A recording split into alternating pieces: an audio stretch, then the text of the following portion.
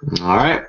Welcome to the 2014 NBA offseason. Good work on the draft, everybody. I'd like to start off here by taking the time to congratulate last year's champions, myself. Congratulations. Great season. You really handled your team well. Really, really strong work. So draft is over. We got a few things to go over here leading up to free agency. So first thing, timeline. The next 2 weeks will basically be pre-free agency if you look at Glitz's original email. So the next 2 weeks are really going to be used for teams to either amnesty players, drop players, or make trades to come under the cap if they're over the cap, or to just free up more space for free agency. So free agency will start the 27th. That's a Sunday. And we'll get into more deadlines as we go on.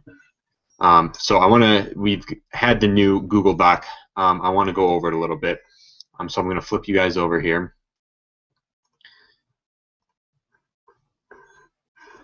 All right, so this is the new Google Doc. A lot of you guys have seen this. Obviously, we've been using the free agent bids. It will be the same this season with the link up at the top, and you'll be able to kind of like a just discussion page here. Each player's team at the bottom player page looks pretty similar.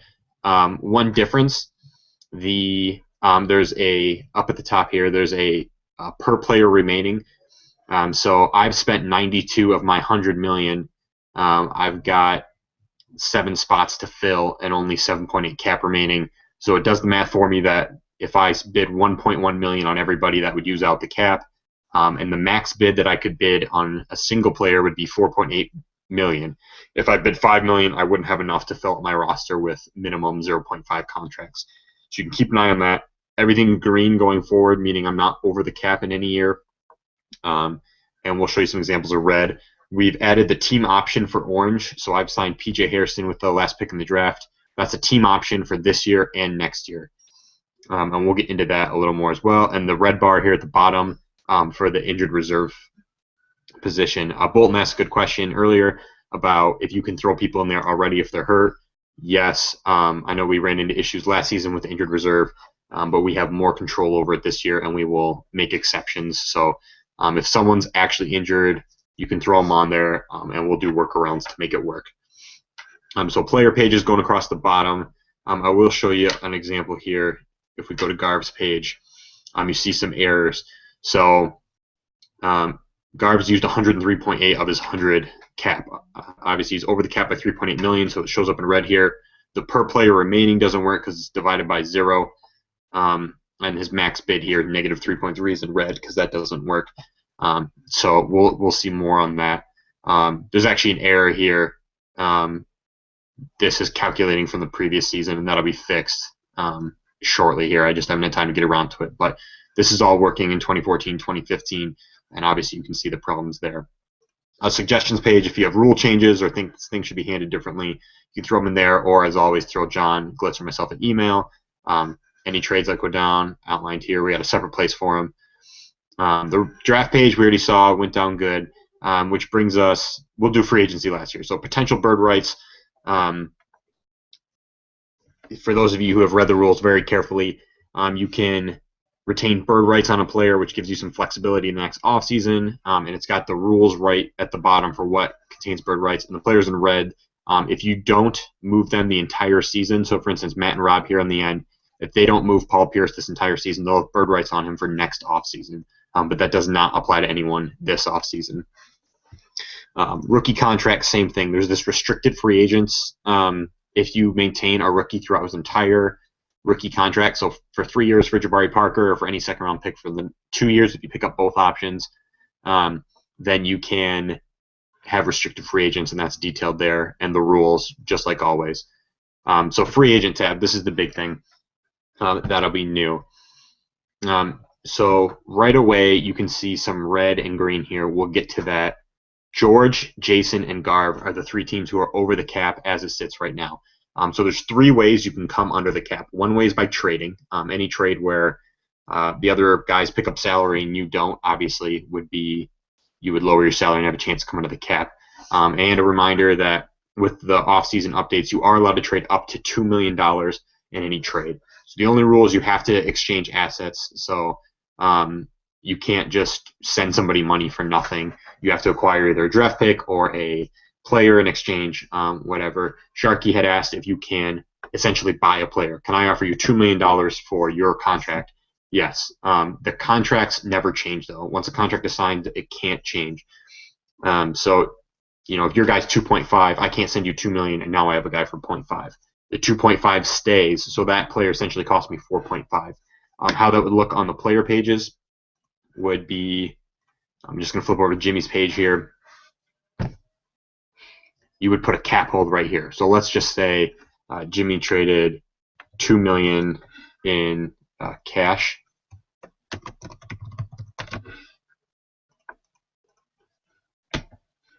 I'm not sure what the deal is, why it's not coming in right here.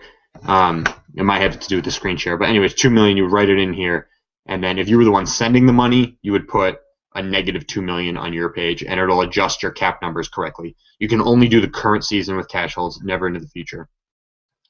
The other way would be a traditional drop or buyout. If you're one of the teams that's over the cap, you can drop or buy out one of your players. Come over to the rules here. Dropping players is 5.1. Scroll down. So you can either do the traditional drop or buyout. There will be a cap hold. You'll owe a portion of their contract, but it does free up cap space. And the third way, which was voted on by everybody, is the amnesty clause. So I'm going to flip over to Glitz's page real quick because he's already amnestied a player. So you can check emails or the rules for the exact details, but basically you get half off on the penalty for an amnesty clause. So Glitz traded for and then amnestied Ersan Ilyasova. So he's got a cap hold for $4.1 million there.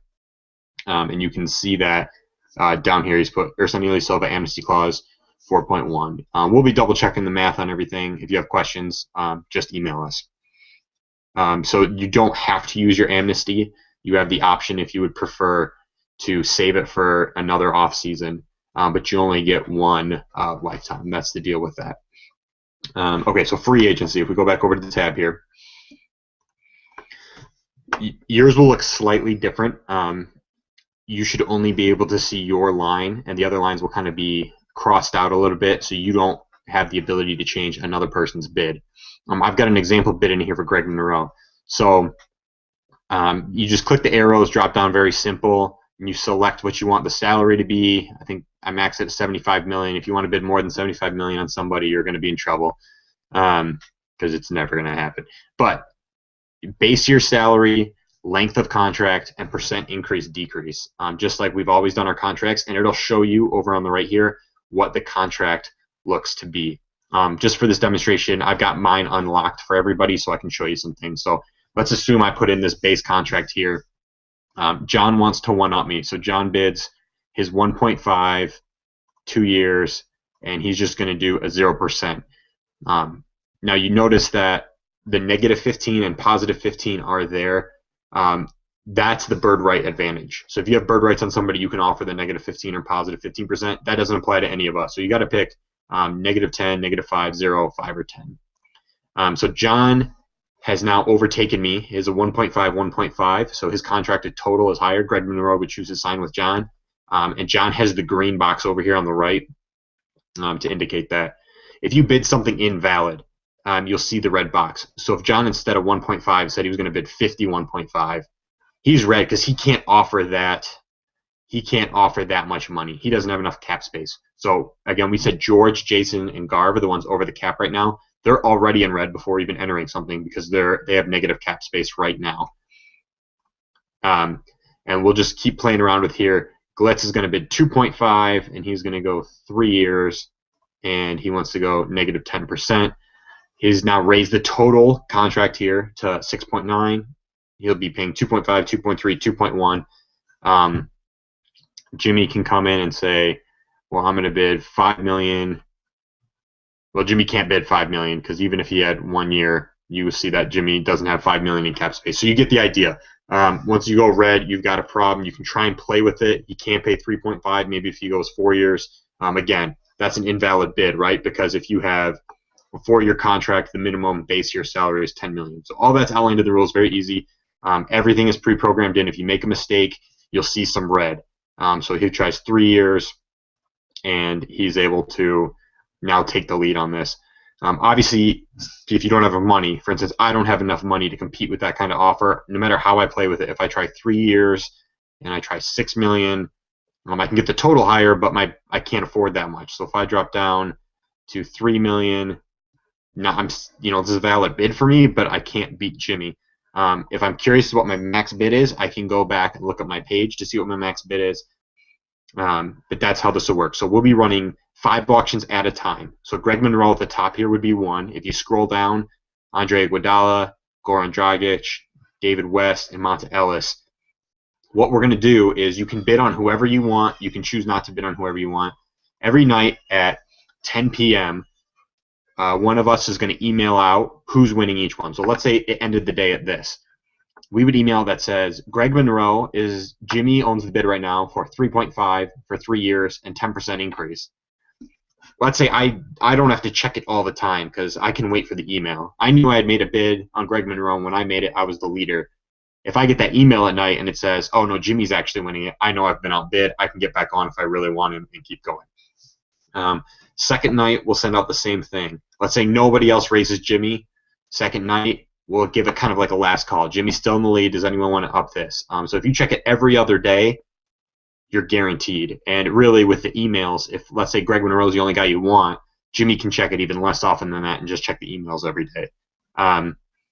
If the same owner has the bid 3 nights in a row with the same bid, obviously. So if no one's raised Jimmy for 3 nights, Jimmy will be awarded Greg Monroe for the contract. We can move the 3.5, 3.9, 4.3 over to his team page, and the next player up will be in Greg Monroe's place. So if it goes slow and there's only 1 raise per day, it can take a couple weeks for a player. If everyone's pretty sure what they want to do, it could take a day or 2 and then the 3 days to make sure no one wants to raise it. And we've front-loaded the best free agents. This can change. Let's say with amnestying some of the best players in the free agent pool are amnestied, we'll put them first. Kind of follows the way real NBA does. And if you've saved a bunch of money for the offseason, we're not going to penalize you. We'll put those best players up first, and you can spend your money where you want. The one thing it doesn't check, so we can see that this is a valid bid, $3.5 million for me, and I believe my max bid was 4.8, so my base year salary shouldn't be above that. Let's say I go down to Andre Iguodala and bid another 3.5.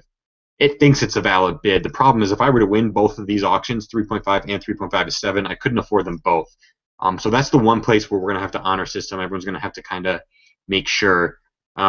Obviously, it wouldn't be a big deal right now because I'm getting beat up here, so this bid doesn't mean anything anyways. But if I were to win both, I'd be over the cap. It's an illegal bid, obviously. So that's the one thing we're going to want to try and just keep an eye on.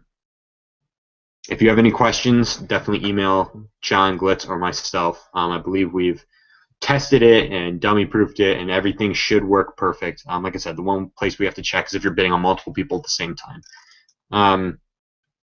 Other than that, great first season, guys. A couple notes for some fine detail things that have been asked I just want to clear up to everybody. So at the bottom here, we have these rookie contracts. The purpose of this is the restricted free agent rights. The question was asked, if I trade for a rookie, do the restricted free agent rights still apply? And the answer is yes.